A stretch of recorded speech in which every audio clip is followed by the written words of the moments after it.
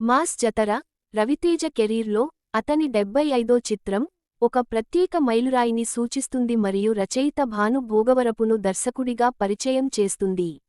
ఈ వారాంతంలో ఈ చిత్రం విడుదలకు సిద్ధమవుతున్న తరుణంలో ప్రాజెక్ట్ గురించి, దాని వెనుక ఉన్న ప్రేరణ గురించి మరియు బృందంతో కలిసి పనిచేయడం గురించి భాను తన అంతర్దృష్టులను పంచుకున్నాడు.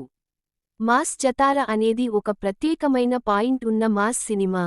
ఇది ఖచ్చితంగా బలమైన మాస్ అంశాలను కలిగి ఉంటుంది అని భాను చెప్పారు, కానీ ఇది కొత్తదనాన్ని కూడా అందిస్తుంది.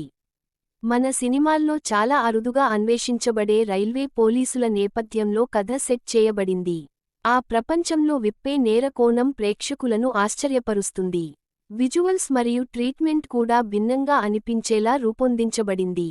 ఈ సినిమా టైటిల్ స్టార్ నుండే వచ్చిందని ఆయన జతచేస్తున్నారు.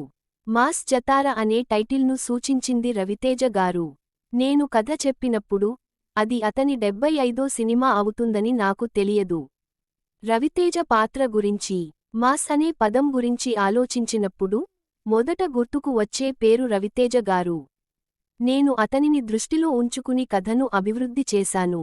అతను చాలాసార్లు పోలీసుగా నటించినప్పటికీ ఈసారి రైల్వే పోలీస్ కోణం దానికి పూర్తిగా కొత్త రుచిని ఇస్తుంది.